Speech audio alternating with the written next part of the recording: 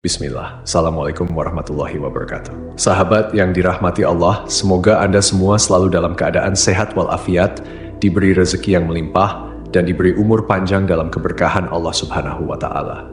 Tidur adalah aktivitas yang dilakukan oleh setiap manusia setiap hari. Secara fisiologis, tidur merupakan keadaan di mana manusia kehilangan kesadaran sementara.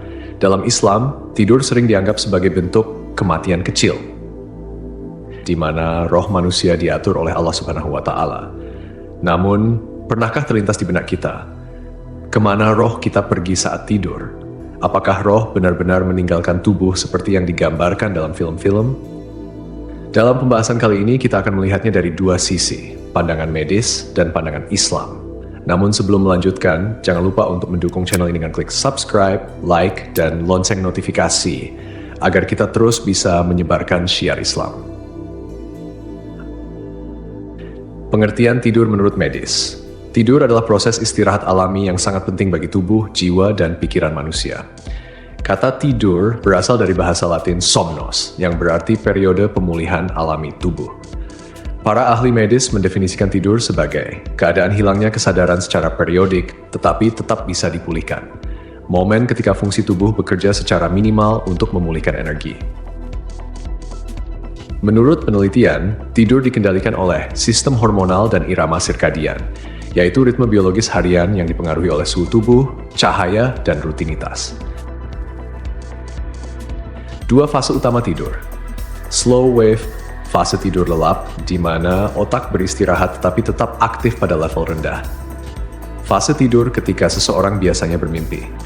Meski ilmiah, beberapa fenomena seperti astral projection atau pengalaman keluar tubuh saat tidur sering dianggap sebagai bentuk halusinasi akibat gangguan komunikasi di otak.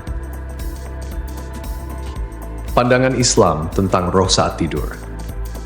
Islam memberikan makna spiritual yang mendalam tentang tidur. Dalam surah Az-Zumar, ayat 42, Allah Subhanahu wa Ta'ala berfirman, Allah memegang jiwa, roh seseorang pada saat kematiannya, dan memegang jiwa seseorang yang belum mati di waktu tidurnya. Maka dia tahan jiwa yang telah dia tetapkan kematiannya dan dia lepaskan jiwa yang lain sampai waktu yang ditentukan. Sesungguhnya, pada yang demikian itu terdapat tanda-tanda kebesaran Allah bagi kaum yang berpikir. Ayat ini menegaskan bahwa roh manusia pergi saat tidur, tetapi tidak sepenuhnya meninggalkan tubuh seperti gambaran fisik yang sering kita bayangkan. Allah memegang kendali penuh atas roh, dan hanya Dia yang menentukan apakah seseorang kembali bangun atau tetap dalam keadaan wafat. Tafsir para ulama, Ibnu Katsir menjelaskan bahwa roh manusia saat tidur seperti dipinjam oleh Allah Subhanahu wa Ta'ala dan akan dikembalikan kepada tubuh ketika waktu tidurnya usai. Al-Qurtubi menyebutkan bahwa tidur adalah bentuk kematian sementara yang menjadi pengingat bagi manusia akan kekuasaan Allah Subhanahu wa Ta'ala. Amalan sunnah sebelum tidur. Untuk menjaga keselamatan tubuh dan roh selama tidur, Rasulullah Shallallahu Alaihi Wasallam mengajarkan beberapa sunnah penting. 1. Membaca doa sebelum tidur. Rasulullah Shallallahu Alaihi Wasallam bersabda, dengan namamu ya Allah, aku hidup dan mati. Hadis riwayat Bukhari.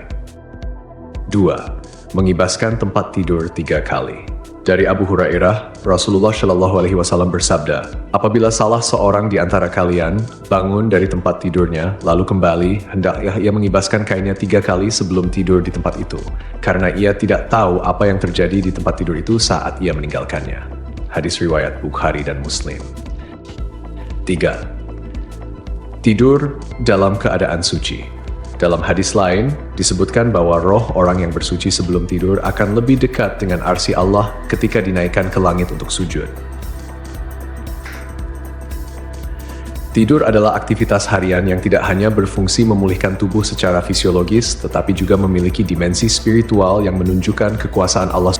Selama tidur, roh manusia tidak sepenuhnya terpisah dari tubuh, melainkan tetap berada dalam kendali Allah. Dalam surah Al-An'am ayat 60 hingga 61, Allah Subhanahu wa Ta'ala berfirman, dan dialah yang menidurkan kamu di malam hari, dan dia mengetahui apa yang kamu kerjakan pada siang hari. Kemudian membangunkanmu pada siang hari untuk disempurnakan umurmu yang telah ditentukan. Kemudian kepada Allah lah kamu kembali, lalu dia memberitahukan kepadamu apa yang dahulu kamu kerjakan, dan dialah yang mempunyai kekuasaan tertinggi di atas semua hambanya, dan diutusnya kepadamu malaikat-malaikat penjaga. Ayat ini menegaskan bahwa Allah melindungi roh manusia selama tidur, dengan malaikat-malaikat penjaga yang bertugas menjaga kita dari bahaya hingga tiba waktu kematian.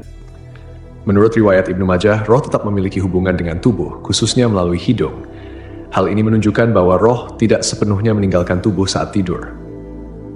Dalam riwayat Al-Baihaqi dari Abdullah bin Amr bin Al-As, disebutkan bahwa roh manusia dinaikkan ke langit saat tidur untuk sujud di hadapan arsy Allah.